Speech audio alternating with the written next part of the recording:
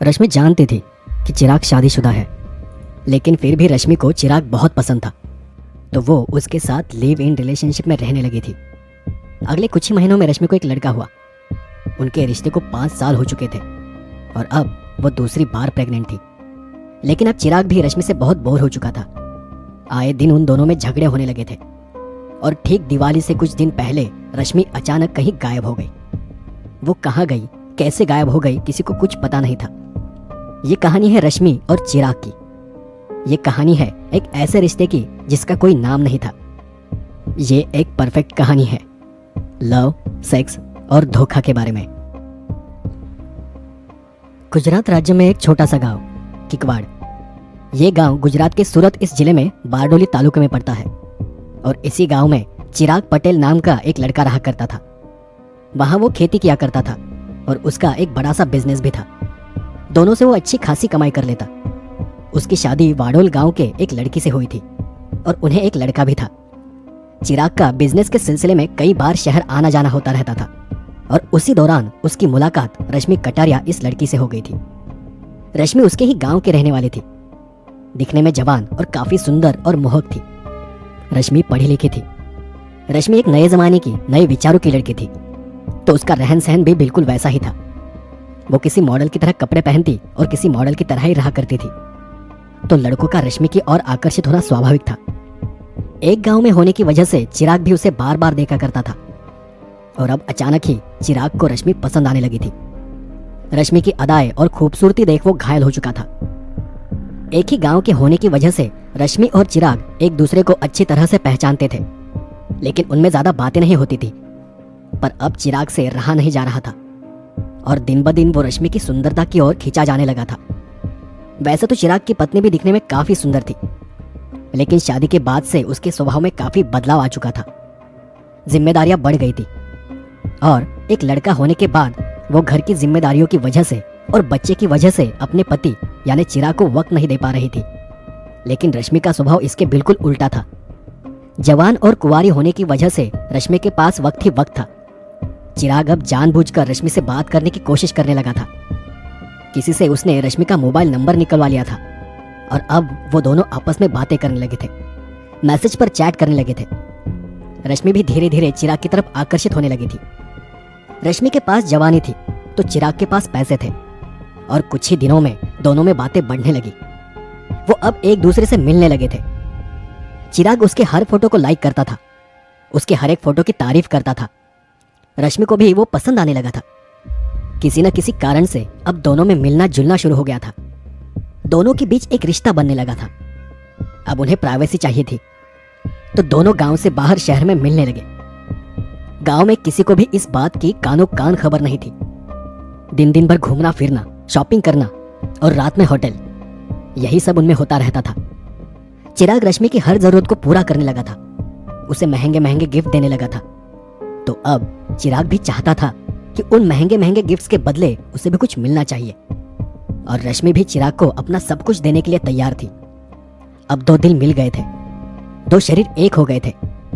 मन में जो आग थी वो बाहर आने लगी थी और शरीर के माध्यम से वो उस आग को ठंडा कर रहे थे। कुछ ही दिनों में चिराग ने एक फ्लैट खरीद लिया, तो रश्मि भी उसके साथ फ्लैट पर जाने के लिए तैयार हो गई। फ्लैट बहुत बड़ा था, वहां सभी सुविधाएं थी। 2 बेडरूम, एक मास्टर बेडरूम, मुलायम बेड, सब कुछ वैसा था जैसा रश्मि चाहती थी। उस फ्लैट को देख रश्मि अब पूरी तरह चिराग की हो चुकी थी और फिर उसी फ्लैट में उनकी अय्याशियों का खेल चलने लगा। रश्मि और चिराग अब बार बार एक दूसरे से मिलने लगे थे। चिराग भी अपनी पत्नी की बजाय अपना ज्यादातर वक्त रश्मि के साथ बिताने लगा था और फिर उसकी पत्नी को भी कुछ चीजें खटकने लगी। चिराग के बिहेवियर में अचानक जो बदलाव आया था उसे वो समझने लगी थी। धीरे धीरे खबर गांव में फैल गई। चिराग के घर वालों ने चिराग को समझाने की काफी कोशिश की, लेकिन चिराग भी कहाँ मानने वाला था।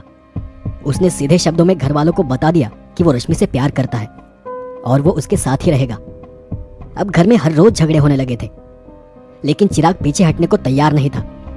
तो आखिरकार उसके घर वालों ने गुस्से में ही उससे कहा कि वो जो अय्याशी करना चाहता है वो करे, लेकिन गांव के बाहर।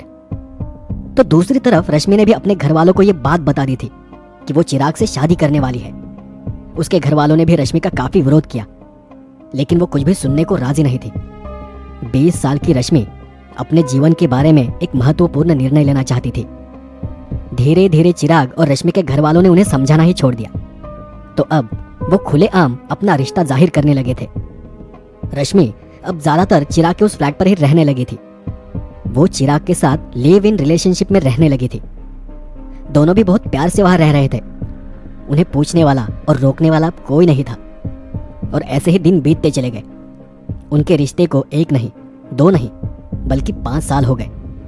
उसी दौरान उन्हें एक लड़का भी हो गया, जो कि अब 3 साल का हो चुका था। और अब रश्मि फिर एक बार प्रेग्नेंट थी। तो रश्मि अब अपने रिश्ते को एक नाम देना चाहती थी। वो चिराग से शादी करना चाहती थी। लेकिन दूसरी तरफ चिराग की पत्नी रश्मि की प्रेगनेंसी की खबर सुनकर बहुत ज्यादा गुस्सा हो गई थी। और एक दिन वो अपनी सास को लेकर, यानी चिराग की माँ के साथ रश्मि के फ्लैट पर आ पहुंची। उसने रश्मि को काफी भला बुरा कहा, उससे झगड़ा किया और उसे मारपीट भी की। रश्मि को बहुत बुरा महसूस होने लगा था। उसके रिश्ते को 5 साल हो चुके थे, लेकिन उसके रिश्ते का कोई नाम नहीं था। रश्मि अब अकेलापन महसूस करने लगी थी और अब उसे अपने भविष्य की चिंता सताने लगी थी, क्योंकि उसका चिराग के किसी भी चीज पर हक नहीं था, उसका कहीं नाम नहीं था। तो अब रश्मि ने बार बार चिराग से शादी के बारे में बात करना शुरू कर दिया, लेकिन अब शायद उसके लिए बहुत देर हो चुकी थी। चिराग को भी अब रश्मि में कोई इंटरेस्ट नहीं था। रश्मि की रोज रोज की झिकझिक से तंग आ चुका था। दिवाली का त्योहार नजदीक था, तो रश्मि के पिताजी ने रश्मि को फोन किया। वो चाहते थे कि रश्मि उनके घर आए। वो रश्मि को दिवाली की मिठाइयाँ देना चाहते थे। लेकिन जब उन्होंने फोन किया तब चिराग ने फोन उठाया और चिराग ने उन्हें बताया कि रश्मि उसे बिना कुछ बताए घर छोड़कर कहीं चली गई है। वो जब वापस आएगी तो वो उसे बता देगा। लेकिन दिवाली का त्योहार खत्म हो गया। अब तक रश्मि ने वापस फोन नहीं किया था, तो रश्मि के पिताजी को कुछ अजीब लगने लगा। आखिरकार वो अपने भतीजे को लेकर रश्मि के फ्लैट पर पहुंचे। वहां उनकी मुलाकात नौकरानी से हुई। वहां रश्मि का बेटा भी था, लेकिन रश्मि कहीं नजर नहीं आ रही थी। जब उन्होंने पूछताछ की तो नौकरानी ने बताया कि रश्मि मैडम साहब के साथ बाहर कहीं घूमने चली गई है। लेकिन रश्मि के पिताजी को फिर भी शक हुआ कि वो उनसे कुछ छुपा रही है। तो उन्होंने आसपास के कुछ लोगों से भी रश्मि के बारे में पूछताछ की और तब उन्हें पता चला कि रश्मि को कई दिनों से उन्होंने देखा तक नहीं है। आखिरकार उन्होंने पुलिस स्टेशन जाकर उनकी बेटी रश्मि लापता होने के बारे में रिपोर्ट दर्ज की। तब रश्मि के पिताजी ने पुलिस को यह बयान दिया कि रश्मि पिछले कुछ सालों से चिराग के साथ लिव इन रिलेशनशिप में रह रही थी। तो पुलिस का पहला शक चिराग पर ही गया, क्योंकि अगर वो सच में लापता थी तो चिराग ने आकर रश्मि की लापता होने की कंप्लेंट क्यों नहीं दर्ज की। पुलिस ने उसी वक्त चिराग को हिरासत में ले लिया। चिराग ने रश्मि के बारे में झूठ बोलने की काफी कोशिश की, लेकिन पुलिस के सामने वो ज्यादा देर तक सच को छुपा नहीं सका और आखिरकार उसने अपना जुर्म कबूल कर लिया। रोज रोज के झगड़ों से तंग आकर 15 नवंबर को चिराग ने रश्मि का गला घोटकर उसे मौत के घाट उतार दिया था और फिर उसकी बॉडी को अपने ससुर के खेत में दफना दिया था। असल में वो तब जानता था कि उसके ससुराल के खेत में पाइपलाइन बिछाने के लिए गड्ढे खोदे गए हैं। तो चिराग ने उन्हीं गड्ढों में रश्मि की लाश को ठिकाने लगा दिया।